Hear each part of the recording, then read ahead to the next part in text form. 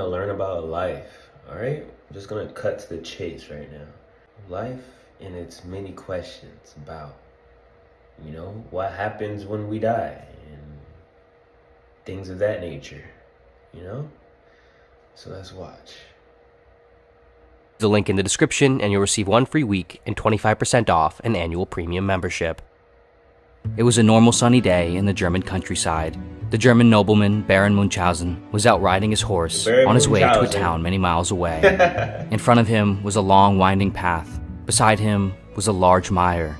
And what we think we know, what we hold to be true, is impossible to ever prove. Like the Baron, we are merely pulling ourselves up by our own hair to escape the mud and muck of uncertainty and unknowingness, with no solid ground to stand on. Before delving further into the Munchausen trilemma, there's another question, or pairing of questions, that is useful to ask first. Question 1. What do we know, and how do we know? In his book, Theory of Knowledge, American philosopher Roderick Chisholm uses this pairing of questions to reveal the problem we face at the starting point of knowledge, which is known as the problem of the criterion. For the avoidance of confusion here, we can consider something knowledge if it is a justified, true belief. In order to arrive at this kind of knowledge, however, we must be able to answer at least one of these two aforementioned questions. What do we know, and how do we know? Answering one allows us to answer the other, and in answering both, we can define, separate, and arrive at justified true beliefs, or knowledge. In answering the first question, where we already know something is true, we have a particular case of knowledge that we can determine a method or criterion off of to discern true versus false beliefs, and then use this method to determine other true beliefs. Or, in answering the second question first, where we know how we know something is true, we already have a method or criterion for determining true versus false beliefs that we can use and continue to use. The problem and sort of paradox we arrive at here, though, is we can only find an answer to either question through the other. How can we know what we know without a method or criterion for knowing first? But how can we have a method of knowing without knowing anything first? In other words, we cannot answer the first question without first answering the second, but we cannot answer the second question without first answering the first. We are caught in a loop. Now, here we find ourselves in the mire, the swamp of the Munchausen trilemma, trying to pull ourselves up by our hair to defend what we know or think we know. Question 2. Can we ever prove that anything is fundamentally true? The Munchausen trilemma demonstrates that there are only 3 ways to justify something as true, and none of them sufficiently do so. The first way.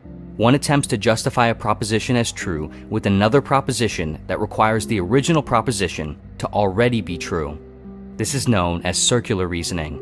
For example, someone might make the claim, God exists. Another person might then ask, how do you know? The original person then says, because the Bible says so. The other then asks, why should we believe the Bible? The original person says, because it is the divine work of God. The problem here, of course, is that the proposition used to justify the original proposition as true presupposes the original proposition as already being true, or simply restates the original proposition in different terms. This is merely stating something as true. It is not justifying or proving anything. The second way. One attempts to justify a proposition as true with another proposition that is not dependent on or a restatement of the original proposition. But this new proposition requires new further justification, and then the new justification does, and then the justification for... Pause it real quick. Yeah, this video definitely gets you thinking, it's kind of just like, that's what life is also. It's a constant loop. We experience what? Daytime, nighttime. We get up. We do our daily routine. We go to sleep. We do it over again. And again, and again, and again, and again. It's like a constant loop. Like, you could apply it to everything. Like, literally everything. But, yeah. Let's continue. That, so on and so forth, into infinity. This is known as an infinite regress. For example, someone might ask, Why does the Earth exist? Another person answers, because gravity pulled a swirling cloud of gas and dust together to form a planet. The problem here, however, is where this then goes. In order to use this proposition as a justification, it also needs to be justified. And then the next justification, and the next, ad infinitum. Why does Earth exist? Because a swirling cloud of gas and dust clumped together. Why did the gas and dust exist? This continual requirement for justification would continue on in all directions into infinity or into circular reasoning. The gas and dust came to exist because of the Big Bang. Why did the Big Bang create gas and dust? Because it caused matter to exist and the universe to expand. Why did matter come to exist and the universe expand? Because the Big Bang occurred. The initial proposition cannot be justified as true if there is never any conclusive grounding or foundational truth, a stopping or starting point, present in the series of subsequent propositions used to justify it. The last way. One attempts to justify a proposition as true by simply asserting it as true without subjecting it to further justification or proof. For example, someone might say, "That car is objectively red." Another person might then ask, "How do you know?" "Because I can see the red." In this case, a premise is merely assumed to be true, i.e., one's perception of red makes the redness of the car true. But of course, assuming something is true or claiming something is true does not prove that anything is. That car is actually not red. It's every color except for red. That's why we're able to see red.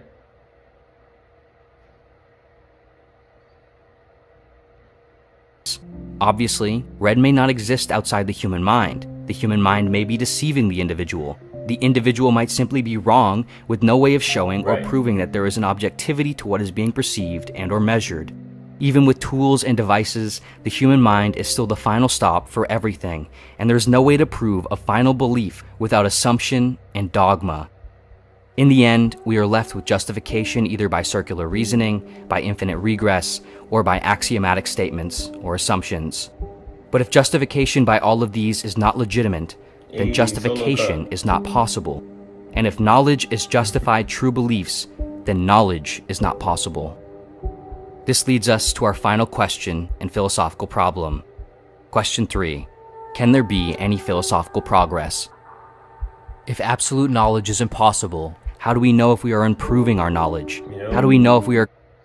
Another thing, I remember taking Western philosophy in college. That was like my least favorite class because it was just the most stupidest class ever. Yes, stupidest isn't a word, but whatever. But you know what I'm talking about. I'm just saying, like, just the thought process of everything was just very, very dumb.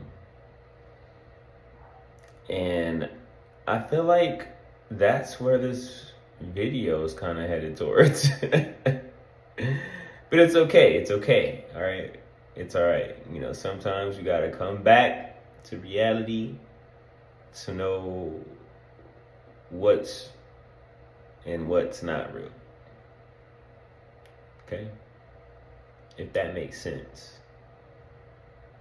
But yeah, anyway, whatever. Garnering any new knowledge. What is the point of philosophy if we can never prove or know anything for sure in this realm? What is the point of... The prominent Austrian philosopher Ludwig Wittgenstein... Like, what is the point of this class? What's the point of the assignments? What's the point of this? Like, man, it just had me so mad. So freaking mad. Like, some of the things that were spoken about in that class was just very, very dumb. Just thinking about, like, oh, why does man exist and this and that, and like, bro, like, I'm just here to get my grade. Like, this is the dumbest class ever. But anyway, continuing on. Wittgenstein took this question very seriously. Wittgenstein believed that philosophy, in the traditional sense, is futile.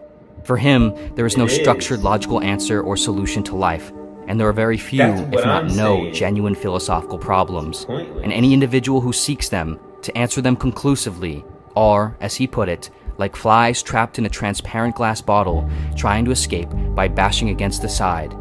With regard to his aim in philosophy, Wittgenstein said, to show the fly the way out of the fly bottle.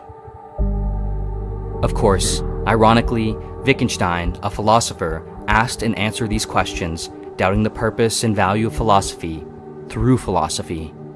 Perhaps asking what is the point of philosophy is the kind of question that contains the answer in the mere act of asking it. Exactly. Perhaps the purpose of philosophy is less about progress towards some end and more about a process of inquiry and self-understanding, about examination and exploration, about expression and connection with oneself, with others. I feel like, everyone, we all weren't put here for the same exact reason. I just feel like,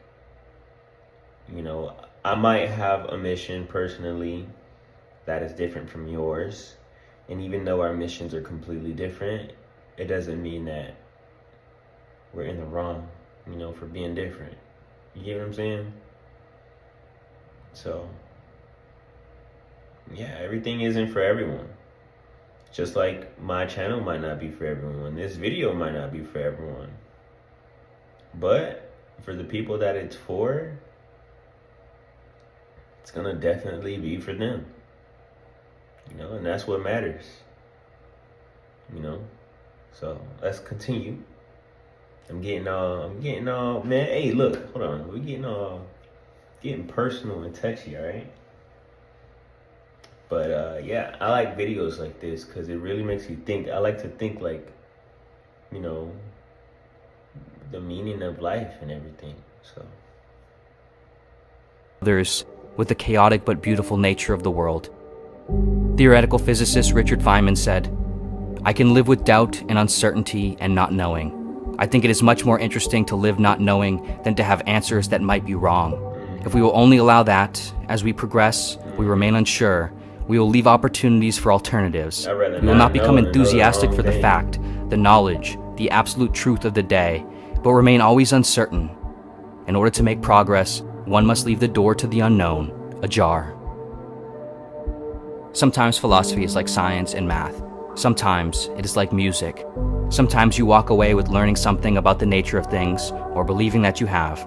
Sometimes you walk away simply with the feeling that you are a part of the nature of things, that you've been heard, been understood, that someone out there who you'll likely never know, separated by potentially immense distance and time, is deeply connected to you in thought, in sensibility. That someone knows you well. Perhaps philosophical progress is not merely contingent on uncovering truths, but aiding in the harsh, barren reality that there aren't any, at least none that we have access to. Perhaps we are all trapped in the fly bottle, and no one's coming to let us out. But through things like science and math, music and art, and philosophy, we can make the most of our time with each other in here, while we are still in here.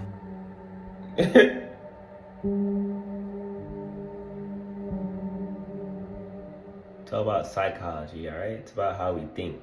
This video was sponsored by Blinkist. I like that video.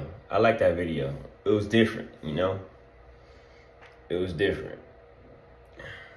But, players gotta do what players gotta do. I'm gonna catch y'all on the flip side. Yeah, deuces.